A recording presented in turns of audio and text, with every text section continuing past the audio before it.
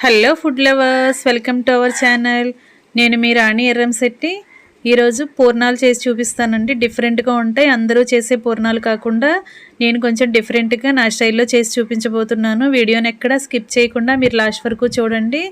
అలాగే అంతకు ముందుగా నా ఛానల్ని మీరు ఫస్ట్ టైం చూస్తున్నవారైతే రన్ అవుతున్న వీడియో కింద రెడ్ కలర్లో సబ్స్క్రైబ్ అనే ఆప్షన్ ఉంటుంది కదా, దానిని టచ్ చేసి ఏఎల్ఎల్ ఆల్ అనే బెల్ ఐకాన్ని కూడా యాక్టివేట్ చేయండి. నేను పెట్టబోయే రెసిపీస్ అన్నీ కూడా డైలీ మీ ఫోన్కు నోటిఫికేషన్కి వస్తాయి.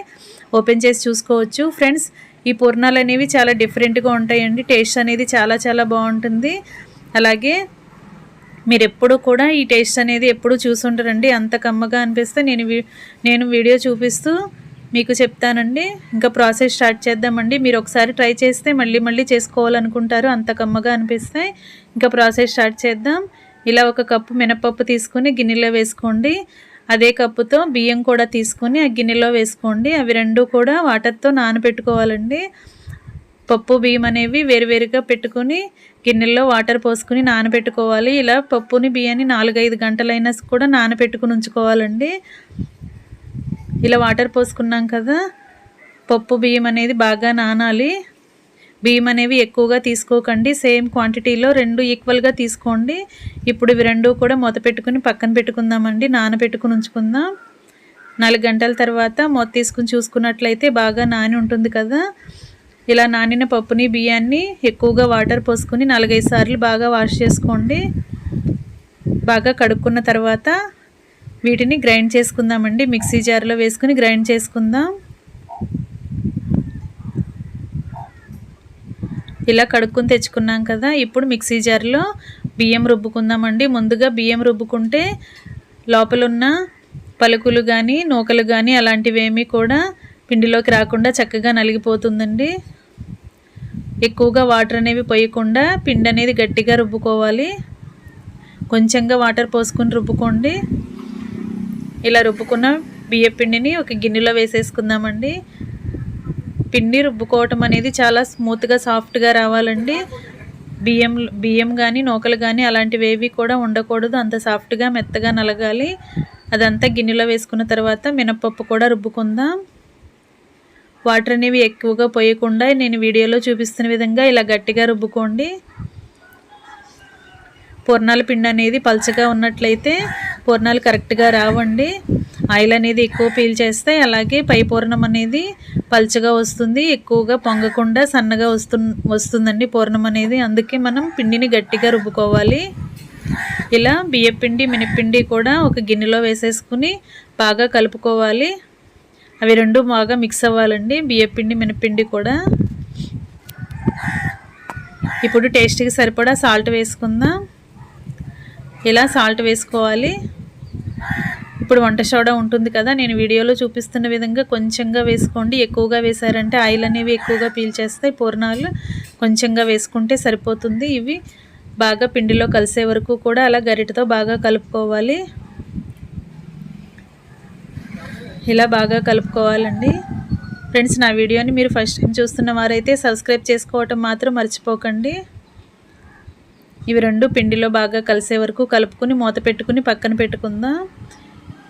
ఇప్పుడు కొబ్బరుండలు చేసుకోవాలండి. ఇప్పుడు ఒక పెద్ద కొబ్బరికాయ చూపిస్తున్నాను కదా, అది పగలగొట్టుకుని ఇలా చిన్న చిన్న ముక్కలుగా తీసుకుని మిక్సీ జార్లో వేసుకుని గ్రైండ్ చేసుకోవాలి. కొబ్బరి తురుము అనేది రావాలి. మీరు గ్రైండ్ చేయకుండా తురుముకున్నా సరే పర్లేదండి. నేను ఇలా గ్రైండ్ చేసి చూపిస్తున్నాను కదా, ఇలా పొడి పొడిగా గట్టిగా ఉన్నట్లయితే కొంచెం వాటర్ పోసుకుని మెత్తగా నలిగేలా గ్రైండ్ చేసుకోవాలి. కొంచెంగా వాటర్ పోసుకుని మెత్తగా గ్రైండ్ చేసుకుందాం. ఇలా గ్రైండ్ అయిన పేస్ట్ అంతా కూడా మెజర్ చేసుకుందామండి. ఒక కప్పులో వేసుకుని కొబ్బరి తురుము అనేది ఎంత వచ్చిందో మనం చూద్దాం. ఇలా ఒక కప్పు నిండా కొబ్బరి తురుము వచ్చింది. ఇంకా మిగిలిన ముక్కలు కూడా ఇలాగే గ్రైండ్ చేసుకోవాలి. ఈ కప్పు తురుము అనేది పక్కన పెట్టుకుందాం. ఇది పక్కన పెట్టుకుందామండి. ఇప్పుడు మిగిలిన ముక్కలు కూడా అలాగే మిక్సీ జార్లో వేసుకుని గ్రైండ్ చేసుకుందాం. ఫ్రెండ్స్, ఈ కొబ్బరి పూర్ణాలు అనేవి చాలా చాలా టేస్టీగా ఉంటాయండి. మీరు ఎప్పుడు కూడా తినుండరు. ఒకసారి మీరు ట్రై చేయండి. అలాగే మీరు కూడా కుక్ చేసి మీ ఫ్యామిలీకి కూడా సర్వ్ చేయండి. టేస్ట్ అనేది చాలా బాగుంటుంది, అందరికీ కూడా నచ్చుతాయండి. స్వీట్స్ ఎక్కువగా ఇష్టపడేవారు ఈ పూర్ణాలను డిఫరెంట్గా ట్రై చేసి చూడండి. ఈ తురుము కూడా మెజర్ చేసుకుందామండి. ఇలా 2 కప్పులు కొబ్బరి తురుము వచ్చింది. తురుమంతా కూడా తీసుకుని కప్పులో వేసుకుందాం. ఇలా 2 కప్పులు కొబ్బరి తురుము తీసుకున్నాం కదా. ఇప్పుడు బెల్లం తీసుకుందామండి. 1 కప్పు నిండా బెల్లం తీసుకోవాలి. 2 కప్పుల కొబ్బరి తురుముకి 1 కప్పు నిండా బెల్లం తీసుకుని అరకప్పు పంచదార తీసుకోవాలి.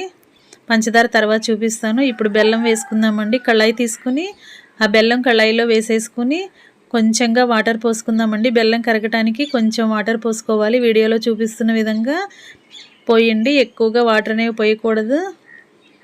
ఇలా బెల్లం కొంచెం తడిసిన తర్వాత గరిటెతో బాగా కలుపుకొని కొబ్బరి తురుము ఆ బెల్లం పాకంలో వేసేసుకుందామండి. బెల్లంలో వేసేసుకుని అవి 2 బాగా కలుపుకోవాలి. ఇప్పుడు 1 టీ స్పూన్ యాలకుల పొడి వేసుకుని మొత్తం కూడా బాగా కలుపుకుందాం. ఈ కళాయిని స్టవ్ మీద పెట్టుకుని ఉడికించుకోవాలండి. బెల్లం అనేది పాకం రావాలి, అలాగే పాకంలో ఈ కొబ్బరి తురుము అనేది బాగా ఉడకాలి.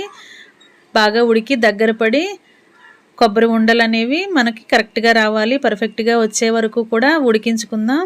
ఫ్లేమ్ మాత్రం సిమ్లో పెట్టుకుని బాగా ఉడికించుకోవాలి. ఇప్పుడు 1 అరకప్పు పంచదార వేసుకుందామండి.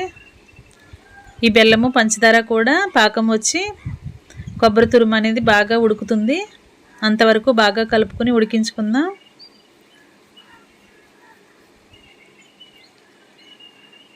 ఫ్రెండ్స్, ఈ పూర్ణాలు అనేవి చాలా చాలా బాగుంటాయండి. మీరు కూడా ఖచ్చితంగా ట్రై చేసి మీ ఫ్యామిలీకి సర్వ్ చేయండి. ఎప్పుడు మనం శనగపప్పుతోనే ట్రై చేస్తూ ఉంటాం కదా, పూర్ణం బూరెలు చేసుకుంటూ ఉంటాం కదా. ఇప్పుడు కొబ్బరి పూర్ణాలు చేసుకుని చూడండి, మీకు కూడా ఖచ్చితంగా నచ్చుతాయండి. ప్రాసెస్ అనేది చాలా చాలా ఈజీ అండి. కొత్తగా నేర్చుకునేవారు కూడా చాలా ఈజీగా ఈ ప్రాసెస్ అనేది చేసేసుకోవచ్చు.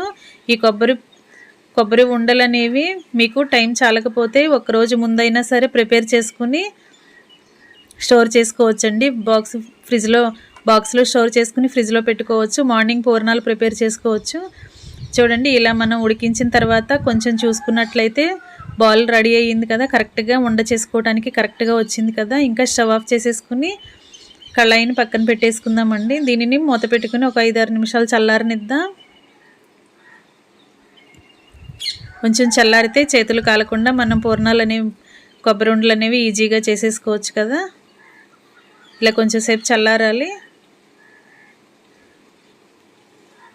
ఫ్రెండ్స్, ఇప్పుడు మనం చేతికి నెయ్యి రాసుకుందామండి. చెయ్యి కాలకుండా ఉంటుంది.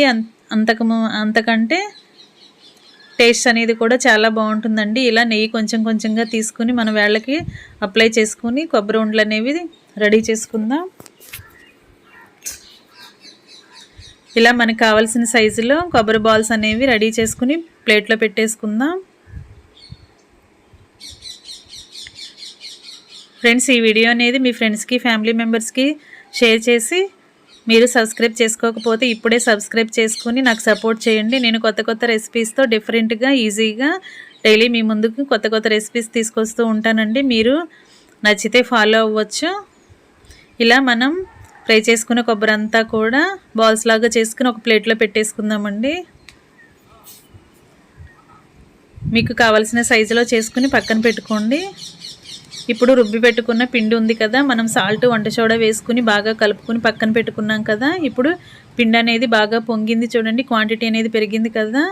ఇలా చక్కగా పొంగాలండి, సాఫ్ట్గా రావాలి. రుబ్బి పెట్టుకున్న పిండిని ఒక పక్కన పెట్టేసుకుని నానబెట్టుకోవాలండి. లేదంటే వెంటనే పూర్ణాలు వేసామంటే దానిలో బియ్యపు గింజలు నూకలు ఏమైనా ఉంటే పూర్ణాలు అనేవి ఆయిల్లో నుంచి చిటపటలాడి కింద పడిపోతూ ఉంటాయి, అప్పుడు ప్రమాదం అవుతుంది. అందుకే మనం రుబ్బు పెట్టుకున్న పిండిని ఎక్కువసేపుగా నాననివ్వాలి, అప్పుడే పూర్ణాలు పొంగుతూ వస్తాయి. ఇప్పుడు స్టవ్ వెలిగించుకుని కళాయి పెట్టుకుని డీప్ ఫ్రైకి సరిపడా ఆయిల్ పోసుకోవాలి. ఇప్పుడు ఒక గిన్నెలో వాటర్ తీసుకుని మనం చేతిని బాగా తడుపుకోవాలండి. ఇలా తడుపుకుని మనం చేసి పెట్టుకున్న కొబ్బరి ఉండలన్నీ కూడా ఆ పిండిలో వేసుకుని ఒక్కొక్కటి అలా ఆయిల్లో వేసేసుకుని డీప్ ఫ్రై చేసుకోవాలి. ఆయిల్కి ఎన్ని సరిపోతే అన్నీ కరెక్ట్గా వేసుకోండి. మనం ఫ్రై చేసుకునేటప్పుడు కొంచెం ప్లేస్ అనేది కావాలి, వాటికి ఎక్కువగా వేసామంటే ఆయిల్లో కరెక్ట్గా ఫ్రై అవ్వకుండా అతుక్కుపోతాయండి. అందుకే మనం కొంచెం కొంచెంగా వేసుకుని డీప్ ఫ్రై చేసుకోవాలి. ఫ్రెండ్స్, ఈ పూర్ణాలు టేస్ట్ చూస్తే మీరు కూడా ఖచ్చితంగా చేస్తారండి. తప్పకుండా మీకు కూడా నచ్చుతాయండి. ఇంట్లో ఫ్యామిలీలో అందరికీ కూడా నచ్చుతాయి. ఎప్పుడు మనం చేసుకునే పూర్ణాల కంటే కూడా కొంచెం డిఫరెంట్గా అనిపిస్తాయి. మీరు ఖచ్చితంగా ట్రై చేయండి. ఇలా రెండు వైపులా కూడా ఈవెన్గా ఫ్రై అయిన తర్వాత అవన్నీ కూడా తీసుకుని ఆయిల్లో నుంచి తీసుకుని ఒక గిన్నెలో వేసేసుకుందామండి.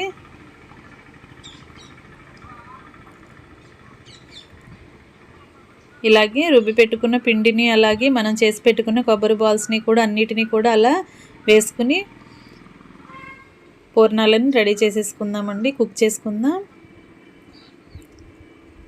కొత్తగా నేర్చుకునే పిల్లలైతే మీకు చేతులు కాలుతాయని భయపడితే కనుక గరిటతో కూడా వేసుకోవచ్చండి. చారు గరిట ఉంటుంది కదా, గుంట గరిటతో కూడా ఈ పూర్ణాల ప్రాసెస్ అనేది ఆయిల్లో వేసుకుని చేసుకోవచ్చు. ఈజీగా కుక్ చేసేసుకోవచ్చు. అంతేనండి, ఎంతో టేస్టీగా ఉండే కొబ్బరి పూర్ణాలు రెడీ అయిపోయాయి. మీరు కూడా ఇంట్లో ఖచ్చితంగా ట్రై చేసి మీ ఫ్యామిలీకి సర్వ్ చేయండి. అలాగే నా ఛానల్ సబ్స్క్రైబ్ చేసుకునే వారు ఉంటే ఇప్పుడే రన్ అవుతున్న వీడియో కింద రెడ్ కలర్లో సబ్స్క్రైబ్ ఆప్షన్ టచ్ చేసి ALL ఆల్ అని బెల్ ఐకాన్ని కూడా యాక్టివేట్ చేసి నా ఛానల్ని సబ్స్క్రైబ్ చేసుకోండి. నేను పెట్టబోయే రెసిపీస్ అన్నీ కూడా డైలీ మీ ఫోన్కు నోటిఫికేషన్కి వస్తాయి. ఏ రోజు రెసిపీ ఆ రోజు ఓపెన్ చేసి చూసుకోవచ్చు. ఫ్రెండ్స్, మీరు నాకు సపోర్ట్ చేస్తే మరికొన్ని కొత్త రెసిపీస్తో ఈజీ ప్రాసెస్తో డైలీ మీ ముందుకు వస్తానండి. వీడియోకి లైక్ చేయటం మాత్రం మర్చిపోకండి. Thanks for watching. నేను మీ రాణి ఎర్రంశెట్టి.